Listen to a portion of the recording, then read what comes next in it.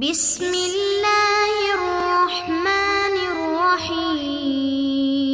السلام علیکم ورحمۃ اللہ وبرکاتہ۔ جی دوستوں، امید ہے آپ خیر و عافیت سے ہوں گے۔ اللہ پاک آپ کو اپنے امان میں اپنے حفاظت میں رکھے۔ آج کے درس میں ہم بات کریں گے وکالہ پر۔ وکالہ جسے انگلش میں ایجنسی کہا جاتا ہے، اس کا استعمال اسلامی بینکنگ میں کیسے ہو رہا ہے، آج کے درس میں اس پہ گفتگو ہوگی انشاءاللہ۔ تو سب سے پہلے ہم وکالہ یعنی ایجنسی کے کچھ ابتدائی چیزیں دیکھ لیتے ہیں۔ تو وکالہ کا مفہوم و معنی کیا ہے؟ وکالہ کہتے ہیں کہ اپنی جگہ کسی دوسرے کو کسی معلوم تصرف میں قائم مقام بنانا۔ اقامت الانسان غیرہ مقام نفسہ فی تصرف معلوم، یعنی ایسا تصرف جس کو انسان خود کر سکتا ہے، کسی دوسرے کو اس تصرف میں اپنا قائم مقام بنانا، اسے وکالہ، اس کو وکیل بنانا کہتے ہیں۔ اب یہ جو وکالہ ہے، یہ ایک عقد ہوا، دو لوگوں کے درمیان ایک عقد ہوتا ہے، لیکن ہر عقد جو ہے وہ لازم نہیں ہوتا۔ لازم ہونے کا مطلب یہ ہوتا ہے کہ جس کو آپس کی رضامندی کے بغیر ختم نہ کیا جا سکتے، جیسے خرید و فروخت کا عقد ہوتا ہے، اس کو آپس کی رضامندی کے بغیر ختم نہیں کیا جا سکتا۔ لیکن دوستو، وکالہ کا جو عقد ہے یہ عقد لازم نہیں ہے، بلکہ عقد غیر لازم ہے، یعنی نان بائنڈنگ ایگریمنٹ ہے۔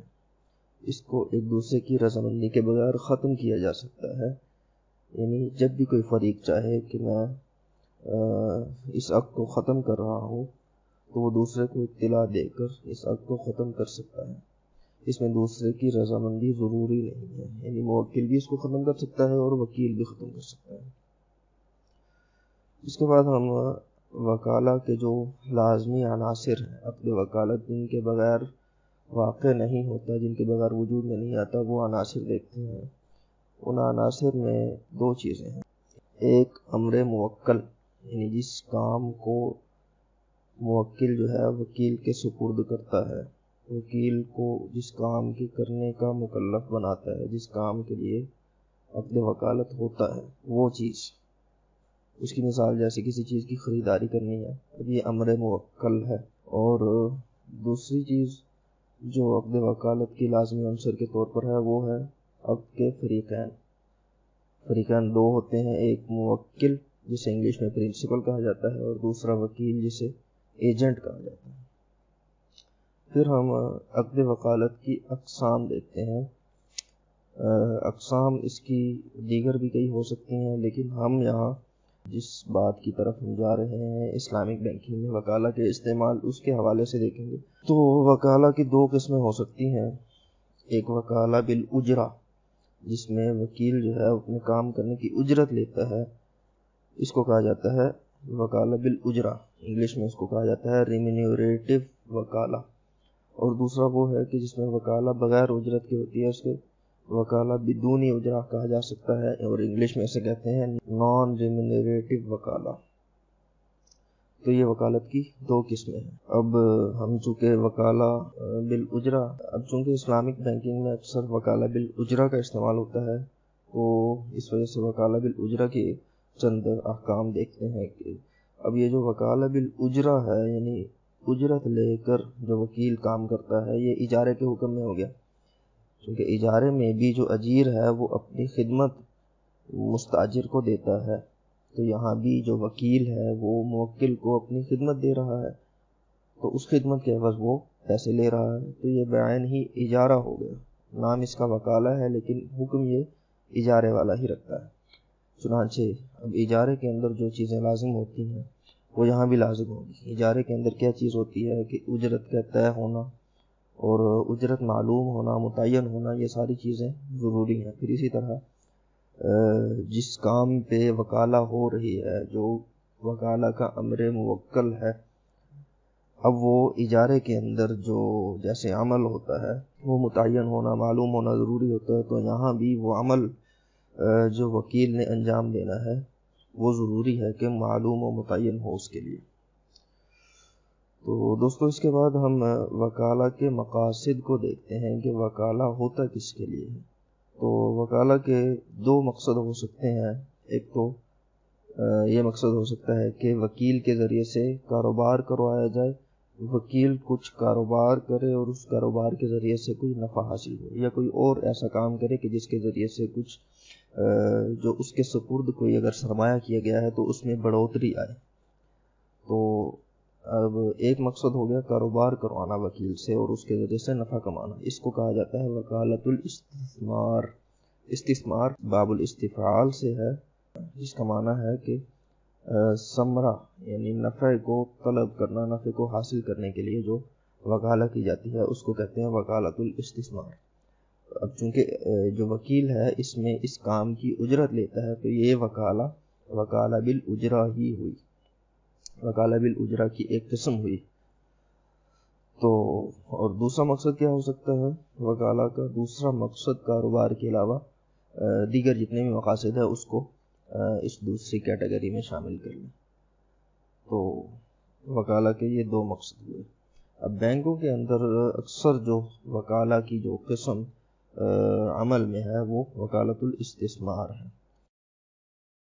تو وکالۃ الاستثمار اور مضاربہ دونوں قریب قریب ہو جاتے ہیں، کیونکہ مضاربت کے اندر بھی مضارب نے رب المال کو نفع کما کر دینا ہوتا ہے اور اپنا نفع ایک خاص جو اس کے ساتھ طے ہوتا ہے وہ لینا ہوتا ہے، اور وکالۃ الاستثمار میں بھی وکیل نے موکل کو کچھ کما کر دینا ہوتا ہے۔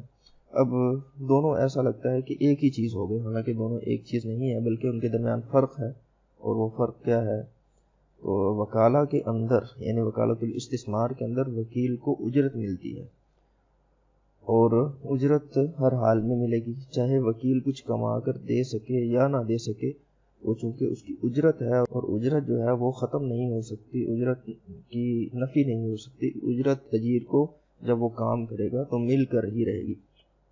چنانچہ وکیل کو اجرت چاہے نفع ہو چاہے نقصان ہو، چاہے وہ کچھ کما سکے یا نہ کما سکے، ہر حال میں وکیل کو اجرت ملے گی۔ لیکن مضارب جو ہے، مضارب نے تو نفع کمانا ہے تو اس کو نفع میں سے حصہ ملے گا، اگر اس نے نفع نہیں کمایا یا نقصان ہو گیا تو مضارب کو کچھ نہیں ملے گا، اس کی محنت ضائع ہوگی اور رب المال کا سرمایہ ضائع ہوتا ہے۔ ایک فرق یہ ہو گیا وکالۃ الاستثمار اور مضاربہ کا، اور دوسرا فرق یہ ہو گیا کہ وکالۃ الاستثمار پر اجارے کے احکام لاگو ہوتے ہیں، کیونکہ یہ صورتاً اجارہ ہی بن جاتا ہے تو اس پر اجارے کے احکامات لاگو ہوتے ہیں، جبکہ مضاربہ جو ہے یہ مضاربہ اجارہ نہیں ہے بلکہ مضاربہ مضاربہ ہے، تو اس پر مضاربت والے احکام لاگو ہوتے ہیں۔ دوستو اس کے بعد ہم دیکھتے ہیں کہ وکالۃ الاستثمار کا بینکوں میں استعمال کیسے ہو رہا ہے۔ تو وکالۃ الاستثمار بینک بہت زیادہ استعمال نہیں کرتا، بلکہ خاص کیسز میں جب اسے خاص لوگوں کو کچھ کما کر دینا ہو، جو اس کے مخصوص کلائنٹس ہوں، ان کے لیے بینک جو ہے وکالۃ الاستثمار کے فرائض انجام دیتا ہے، یعنی بحیثیت وکیل بالاستثمار ان کے لیے کام کرتا ہے، ان سے پیسے لیتا ہے، ان کے ساتھ عقد وکالت کرتا ہے، اور ان کے لیے بحیثیت وکیل بالاستثمار وہ ان کے لیے کاروبار کر کے ان کو نفع کما کر دیتا ہے۔ اس صورت میں پھر بینک اپنے پیسے شامل نہیں کرتا، کیونکہ اگر وہ اپنے پیسے شامل کرے گا تو وہ اس نفع میں خود بھی شریک ہو جائے گا، لیکن یہاں وہ نفع نہیں لیتا بلکہ صرف اپنی اجرت ہی لے گا۔ پھر بینک ان پیسوں کو جو اس نے اپنے ڈپازیٹر سے بحیثیت وکیل لیے ہوتے ہیں ان کو جائز جگہوں پر لگاتا ہے اور ان کے ذریعے سے نفع کماتا ہے، اور اپنی فیس ہی چارج کرتا ہے، اس نفع میں سے یہ کوئی حصہ نہیں رکھتا بلکہ صرف اپنی فیس جو پہلے سے طے شدہ ہوگی وہ چارج کرے گا، اپنا نفع نہیں لے گا۔ تو یہ ہے وکالۃ الاستثمار کا استعمال۔ تو اسلامی بینکوں کے قائم کردہ جو میوچل فنڈ ہوتے ہیں، یا اس کے علاوہ اسلامی بینکنگ کے علاوہ جو میوچل فنڈ بحیثیت میوچل فنڈ کام کرتے ہیں، وہ بھی وکالۃ الاستثمار کے تحت کام کر رہے ہوتے ہیں، یعنی جو لوگ ان کے اندر آ کر پیسہ دیتے ہیں وہ اس کے ذریعے سے آگے کاروبار کرتے ہیں، مختلف جگہوں پہ وہ پیسہ لگاتے ہیں، تو جو نفع ملتا ہے اس میں سے وہ اپنی فیس لیتے ہیں، تو ان کو اس سے پھر غرض نہیں ہوتی کہ نفع کم ہوا ہے یا زیادہ، انہوں نے اپنی فیس چارج کرنی ہے اور وہ فیس ہر حال میں چارج کریں گے، چاہے نفع ہو یا نہ ہو، کم ہو یا زیادہ ہو، کیونکہ یہ فیس ہے، یہ نفع کا حصہ نہیں ہوتا۔ تو فیس کا حکم یہی ہے کہ وہ ہر حال میں ملتی ہی ملتی ہے۔ تو دوستو، اس درس میں ہم نے وکالہ، اس کا مفہوم و معنی، اس کی اقسام، وکالہ کی جو آگے مقاصد ہیں، اور وکالت الاستثمار اور مضاربہ کا فرق، اور پھر وکالت الاستثمار کا اسلامک بینکنگ اور میوچل فنڈز میں استعمال، ان ساری چیزوں پر بات کی۔ تو اجازت دیجیے، السلام علیکم ورحمۃ اللہ۔